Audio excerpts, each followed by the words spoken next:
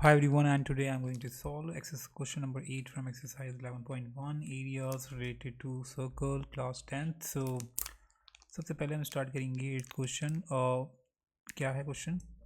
A horse is tied to a peg at one corner of the square shaped grass field of 15 meter of side 15 meter by means of 5 meter uh, by means of a 5-meter long rope. Find the area of that part of the field in which the horse can graze and the increase in the grazing area if the rope were 10 metre long instead of 5 metre. तो ये question हमेशा guys exam में पूछा जाता है और इसमें थोड़ी वैल्यूज चेंज कर दी जाती है, लेकिन क्वेश्चन काफ़ी हद तक पूछा जाता है. मेरे एग्ज़ाम में, मेरे बोर्ड एग्ज़ाम में भी ये क्वेश्चन आया था. तो आपको ध्यान से समझना है इस क्वेश्चन को कैसे अटैम्प्ट करना है.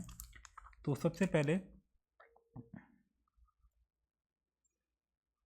क्वेश्चन नंबर हमारा 8 है कि एक हॉर्स है जिसे एक स्क्वायर शेप्ड फील्ड में, ग्रास फील्ड में बांध दिया जाता है एक कोने से. ठीक है, तो हमें बताना है कि ये हॉर्स है को कितने एरिया तक वो घास को खा सकता है. तो आप देखेंगे ये जो रोप है, ये रोप यहाँ तक जा सकती है. तो कितने एरिया को ये कवर कर सकता है, घास खा सकता है, यहाँ से लेकर यहाँ तक. तो ये बेसिकली क्या बन रहा है हमारा, ये बन रहा है हमारा एक सर्कल का क्वाड्रेंट. ठीक है, तो यानी कि हम कह सकते हैं जो एरिया कवर्ड होगा जिसको हॉर्स कैन ग्रेज, वो क्या होगा, basic area of the quadrant होगा, जिसकी क्वाड्रेंट ऑफ अ सर्कल होगा जिसकी रेडियस हमारी the length of the rope होगी. जो लेंथ की रोप होगी वही हमारा सर्कल का रेडियस होगा. उसी को हमें यूज़ करना है. ठीक है, सो तो यानी कि हम कह सकते हैं गाइस, सो जो एरिया होगा,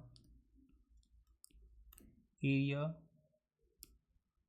of the field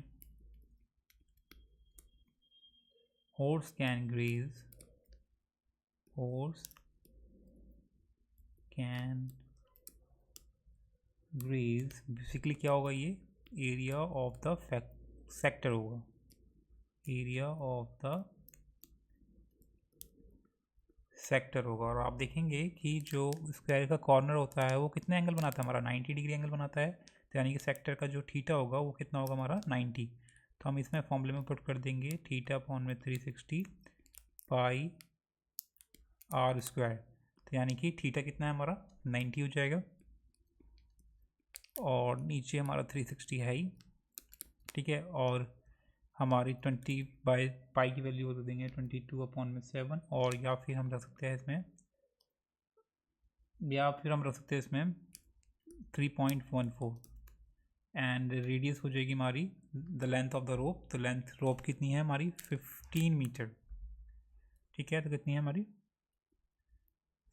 लेंथ की रोप है हमारी 5 मीटर, सॉरी 15 मीटर हमारी साइड है इस स्क्वायर फील्ड की.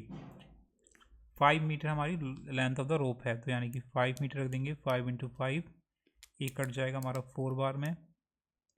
ठीक है, तो ये आ जाएगा बेसिकली हमारा कितना, तो इसको काट देंगे इससे, तो ये आएगा हमारा अराउंड 19.625 मीटर स्क्वायर. अब बोल रहा है इसमें कि अगर जो हमारा 5 मीटर जो लैंड रोप थी उसे हम 10 मीटर कर देते हैं तो कितना एरिया इंक्रीज़ हो जाएगा, ग्रेजिंग एरिया इंक्रीज़ हो जाएगा, वो बताना है. यानी कि डिफरेंस बताना है. तो यानी कि अगर ये 5 मीटर है तो यहाँ आके ये 10 मीटर हो जाएगी. तो यानी कि ये इतना एरिया कवर करेगी. ठीक है, तो हमें डिफरेंस बताना है कि कितना इंक्रीज़ हुआ है. तो हमारा इतना इंक्रीज़ हुआ है.